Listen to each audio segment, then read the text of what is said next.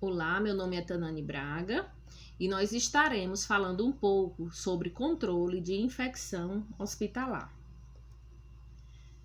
A problemática das infecções hospitalares ainda consiste em um grande desafio para a saúde pública em todo o mundo.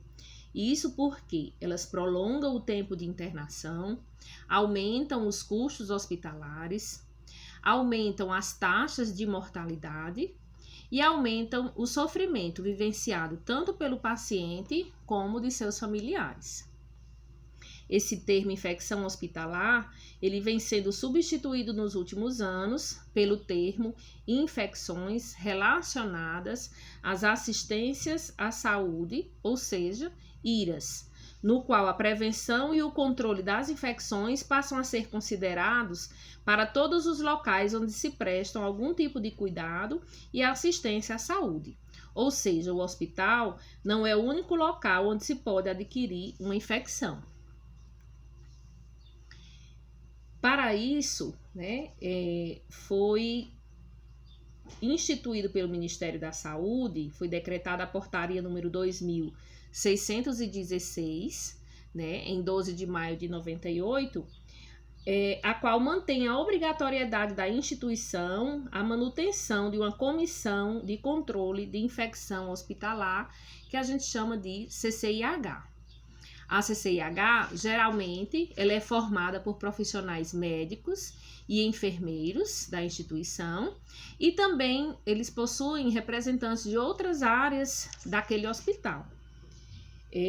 Nós temos representantes da farmácia, representantes da nutrição, laboratório, outras áreas relacionadas às áreas médicas, clínica médica, cirúrgica, obstetrícia, entre outros. Bom, o termo infecção, ele é muito amplo. A pele humana normal, ela é colonizada por milhões de bactérias e fungos espalhados em diferentes áreas do corpo. Couro cabeludo, trato respiratório, axila, trato gastrointestinal. E isso eles convivem, conosco sem causar nenhum dano à saúde. Quando ocorre uma diminuição nas defesas do organismo, os micro-organismos patogênicos, bactérias, vírus, fungos, invadem o organismo e penetram no corpo, reproduzindo e causando o que é chamado de doença infecciosa. Então, as infecções relacionadas à assistência à saúde é qualquer infecção adquirida após a admissão do paciente do hospital. Também pode se manifestar durante a internação ou após a alta, desde que estejam relacionadas com a internação ou com algum procedimento realizado durante a internação. E também podem ser relacionadas com procedimentos realizados em ambulatórios, consultórios e outras unidades de atendimento à saúde. As infecções, elas também dependem de alguns fatores. Fatores individuais, como por exemplo os extremos de idade, os recém-nascidos e os idosos, a questão da nutricional, obesidade, desnutrição, algumas doenças como diabetes, o uso de alguns medicamentos podem propiciar, a adquirir algum tipo de infecção. Além de fatores relacionados ao paciente, fatores individuais, outros fatores podem influenciar, podem aumentar a chance de adquirir infecções, como o tempo de permanência do paciente nos serviços de saúde, porque quanto maior o tempo de internação, maior o risco de se adquirir infecções. Um outro fator, a necessidade de procedimento invasivo, o uso de sondas, a própria cirurgia.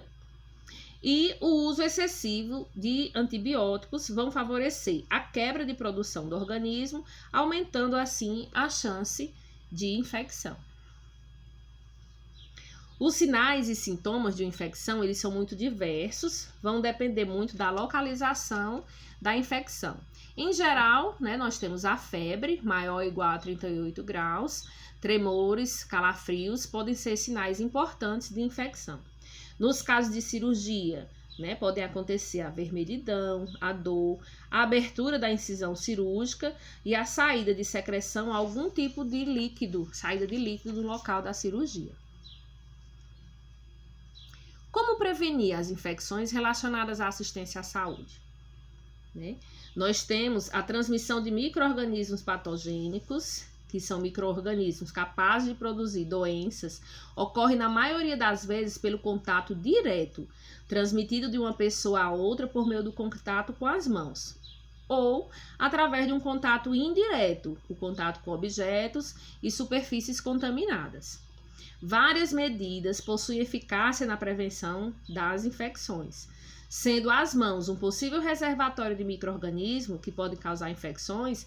Devemos adotar a higienização das mãos como importante aliado na rotina diária do serviço. A higienização das mãos é uma das medidas mais importantes e eficazes na prevenção e controle das infecções. É uma ação que é simples, rápida e de baixo custo. Todos os profissionais que trabalham em serviços de saúde, que mantêm contato direto ou indireto com o paciente, ou que atuam na manipulação de alimentos ou na manipulação de medicamentos, devem sempre higienizar as mãos. Visitantes e acompanhantes também devem seguir esse mesmo rigor que os profissionais que trabalham na instituição.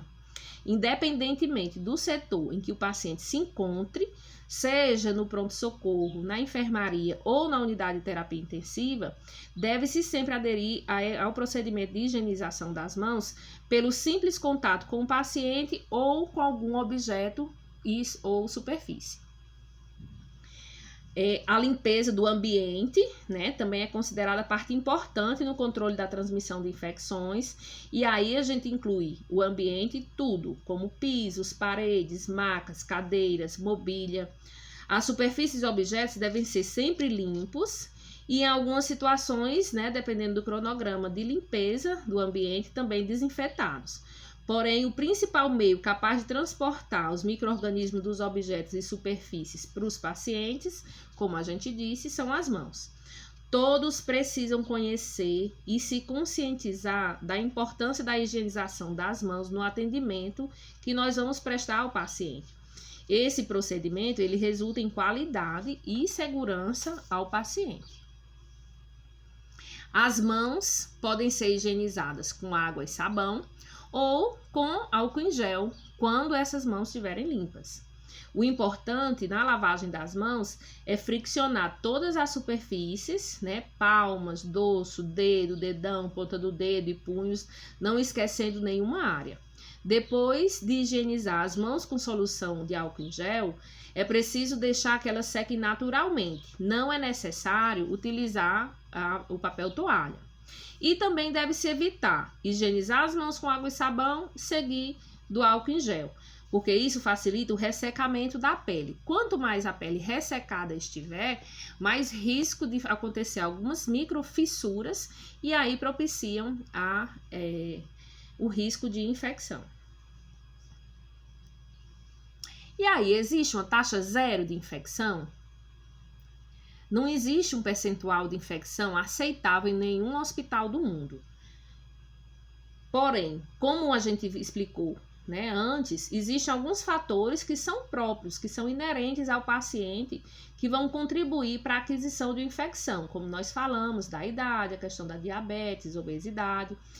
Então, algumas infecções podem resultar de complicações naturais do próprio paciente. Nós temos alguns dados nacionais e internacionais que comprovam que as taxas de infecção reduzem significativamente com a implantação de um programa de medidas de prevenção de infecção, o qual, né, já precisa existir com relação à CCIH.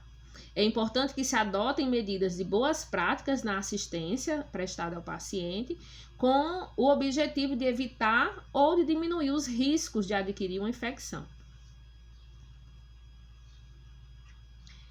As infecções, elas são processos infecciosos que, se tratadas logo no começo e de forma adequada, elas têm cura. Qualquer infecção deve ser tratada com acompanhamento médico. Somente o médico pode decidir as opções de tratamento dessas infecções com antibióticos ou antifúngicos específicos para aquele caso. O uso indevido de medicamentos, como o uso de antibióticos, podem provocar efeitos inesperados se utilizados incorretamente, podendo causar algumas reações no paciente que não são desejadas. Além disso, o uso indevido de antibióticos pode promover a ocorrência de resistência dos micro-organismos, fazendo com que os efeitos desse tipo de medicamento não atinjam o resultado esperado. A gente não pode comparar as taxas de infecção relacionadas à assistência à saúde entre diferentes hospitais, porque cada hospital eles tem uma peculiaridade, ele tem um tipo de atendimento específico. Alguns hospitais ele tem atendimento especializado, como o hospital voltado a atendimento cardíaco, ortopédico, e aí não temos como comparar essas taxas de infecções em diferentes situações, em diferentes setores, devido ao fato de cada doença possuir um grau diferente de risco de infecção.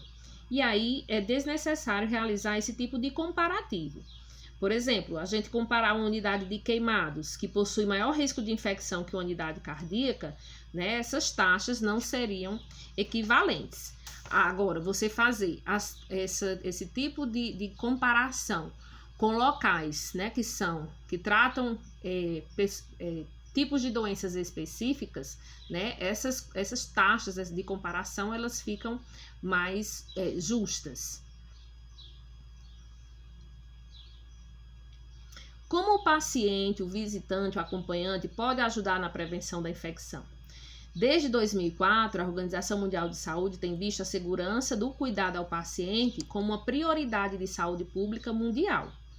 Exemplo disso é a criação de campanhas internacionais que visam melhorar a qualidade de segurança dos serviços, envolvendo o paciente e seu familiar no processo do cuidado. O paciente e a família devem ter participação na tomada de decisões sobre o processo de tratamento, sendo de grande importância o envolvimento do paciente junto à equipe de saúde. Ao se sentir parte integrante da equipe, o paciente passa a compor um time da saúde e seu acompanhante também, né, nos ajuda no tipo de tratamento específico daquele paciente. Nós temos alguns desafios para a prevenção e controle das infecções relacionadas à assistência à saúde. A abordagem multifatorial para o controle das infecções pode ser favorecida por meio de vigilância contínua e efetiva da infecção, da monitoração, da higienização das mãos e dos recursos disponíveis para adesão às precauções. E aí a gente enfoca o comportamento individual e coletivo. Reafirma-se a responsabilidade de cada um com vista à segurança do paciente. Precisamos ter rigor nesse comportamento e nas práticas inseguras que colocam em risco a saúde dos pacientes e dos profissionais. E aí nós temos que ter uma reflexão de cada profissional sobre sua corresponsabilização na qualidade das práticas individuais, coletivas e da instituição.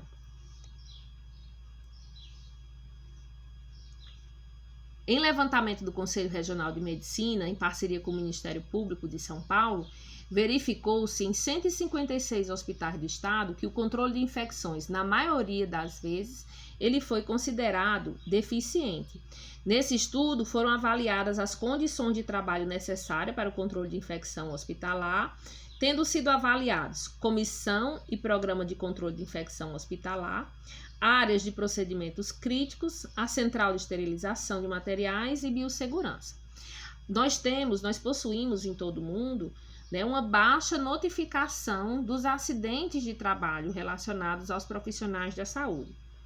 Né? E além disso, né, além dessa baixa notificação, nós notamos, né, que esse controle de infecção, mesmo com essa subnotificação, é considerado, né, esse levantamento com relação à infecção deficiente. A repercussão da alta frequência dessas infecções pode ser notada com aumento de morbidade e mortalidade hospitalar, bem como o prolongamento da internação e o aumento dos custos assistenciais. Apesar do avanço do conhecimento, existem muitos desafios que ainda estão presentes no nosso cotidiano e no cotidiano, tanto da direção, né, das coordenações hospitalares, das instituições, das comissões de controle de infecção e dos próprios profissionais. Diante dessas evidências, né, nós temos algumas considerações. Por que os profissionais de saúde não adotam as recomendações básicas para o controle de infecção, para a redução dos acidentes ocupacionais e para evitar a disseminação das bactérias resistentes? Por que ainda somos tão resistentes a abandonar antigas práticas que colocam em risco o paciente e o próprio profissional da saúde? Na verdade, são muitos os porquês e poucas as respostas e inúmeras as dúvidas. A resistência bacteriana, né, esses desafios nós encontramos com relação à resistência bacteriana, a contenção da situação, né, que vai diminuir, vai dificultar esse controle das infecções, o próprio processamento dos produtos para a saúde e o comportamento do profissional de saúde diante da adoção das recomendações de controle de infecção. No tocante à resistência bacteriana, ela constitui um problema de saúde pública mundial que desperta a atenção dos órgãos governamentais, tanto a Organização Mundial da Saúde, o Centro de Controle de Doenças, a Agência Nacional de Vigilância Sanitária e as associações de controladores de infecções hospitalares, além da indústria farmacêutica internacional. As infecções causadas por bactérias resistentes ao tratamento apresentam manifestações clínicas que são semelhantes às originadas de organismos suscetíveis, só que as alternativas de tratamento se tornam muito reduzidas na presença de organismos resistentes. E aí prolonga o período de internação, eleva os custos, eleva a mortalidade.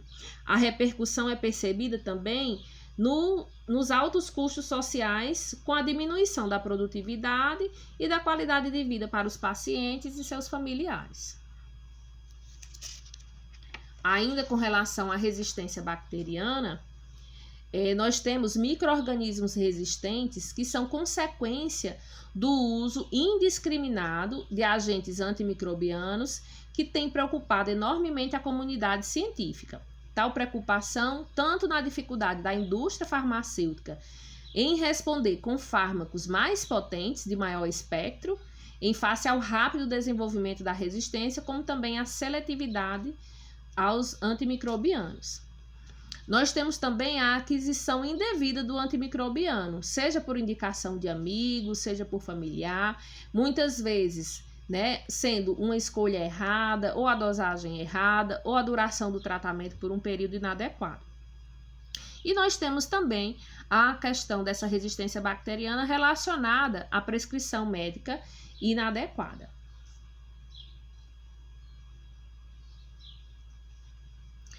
O comportamento dos profissionais de saúde, né, a adoção às recomendações de controle de infecção e as precauções padrão e por via de transmissão é um fator, né, que vai propiciar essa resistência bacteriana. É um grande desafio, principalmente quando se verifica essa baixa adesão dos profissionais na higienização das mãos, no uso de equipamento de proteção individual e indicação de precaução de contato. Outro ponto que se refere à atitude dos profissionais da saúde tem relação com a disseminação da resistência bacteriana, pode ser dado como exemplo a utilização do jaleco fora de ambiente hospitalar, né? Fora do ambiente de prestação de cuidado.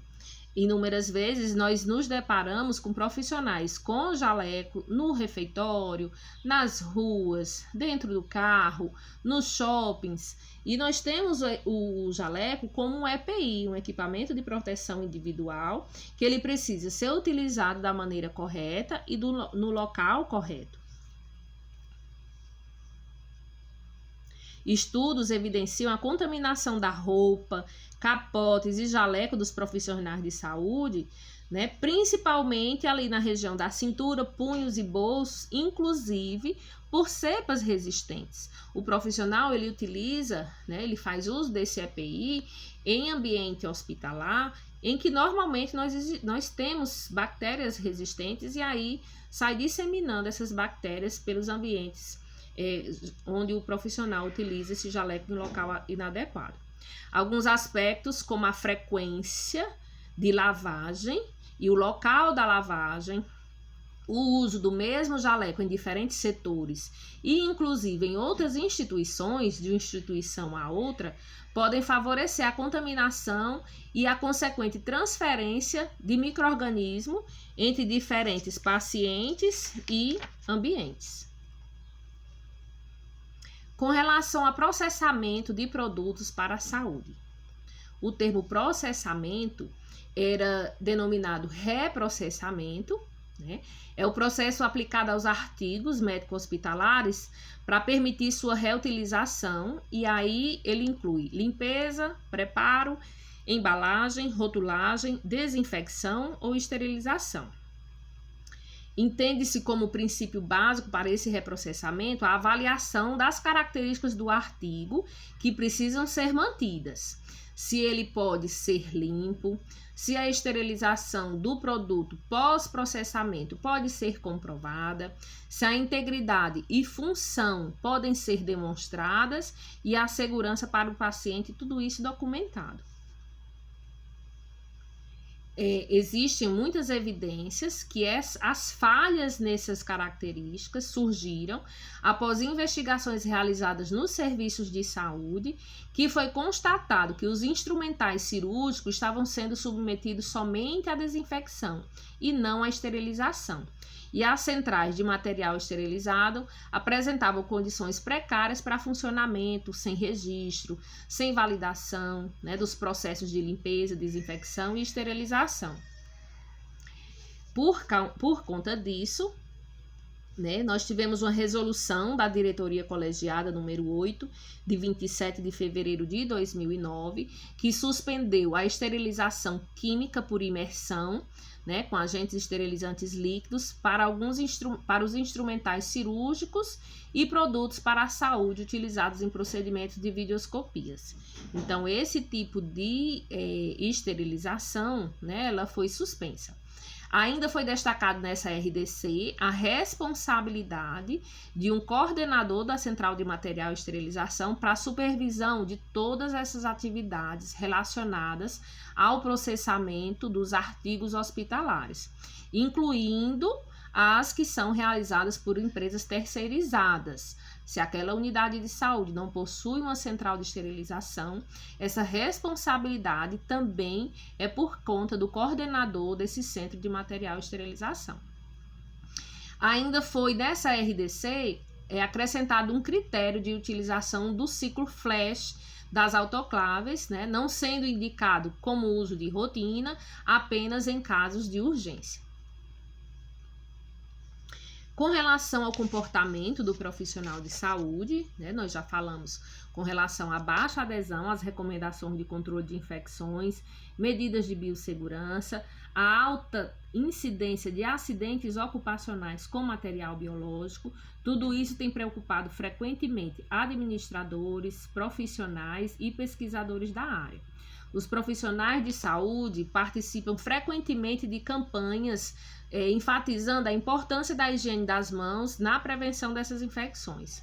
O incentivo do álcool em gel em muitas instituições tem sido apontado como um fator que aumenta a adesão da antisepsia das mãos, né? É um ponto positivo, né? Além de ser menos agressivo às mãos dos profissionais, é um meio de fácil acesso. Fatores apontados para baixa higienização das mãos, fatores apontados pelos profissionais para essa baixa higienização das mãos foram a falta de acesso a pias, tempo insuficiente dos profissionais, produtos irritantes à pele, desconhecimento sobre o impacto na prevenção das infecções. Então, a promoção do comportamento da higiene das mãos é um assunto que é complexo, é muito influenciado, né, diferente pela questão do sexo, atividade profissional, carga de trabalho, acesso à infraestrutura para a higienização das mãos, e tudo isso precisa ser melhorado.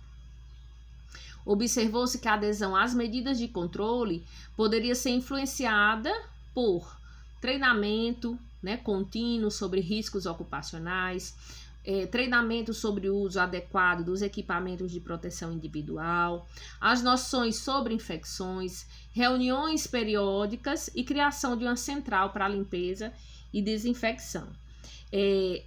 Precisa ser uma constante, né? Nós, como profissionais, no que caímos na rotina, né, alguns aspectos eles são deixados de lado, né, e isso acaba caindo no esquecimento. Então, por isso que essas medidas de controle, né, elas precisam ser constantemente revividas, né, rememoradas, né, para que não caia no esquecimento uma coisa tão importante que é a questão da higienização das mãos.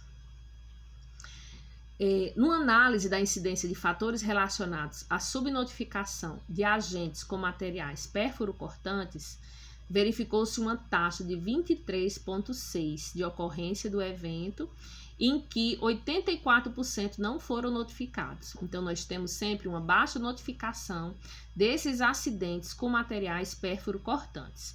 As situações que favorecem esses acidentes, né, foram o reencape de agulha, o manuseio de pérfuro cortante após o uso, o transporte do pérfuro cortante para um recipiente de descarte, a lavagem de artigos e o descarte em local inapropriado.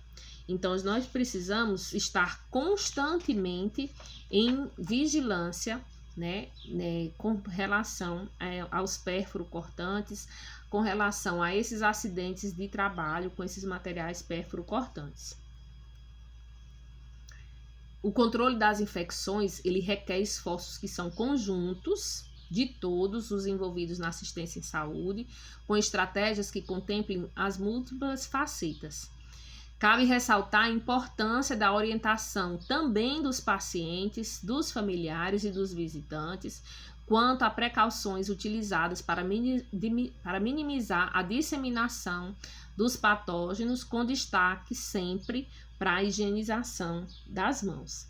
Então, não se diz respeito somente à instituição, ou somente o profissional, ou somente o paciente.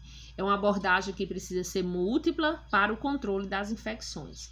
É uma abordagem que precisa de políticas de vigilância e controle de infecção, uma vigilância que seja contínua, efetiva da infecção, o incentivo por meio de campanhas, reuniões, seminários, as medidas de precaução, todas baseadas nessa questão do controle, né, da infecção. É importante também, através da instituição, ela disponibilizar recursos que permitam a efetividade da adesão das medidas de precaução na prática e uso de EPI. Então, a instituição ela precisa fornecer o EPI, ela precisa adequar sua infraestrutura para disponibilizar pias, para disponibilizar álcool em gel, né, para todas as pessoas que andam naquele ambiente.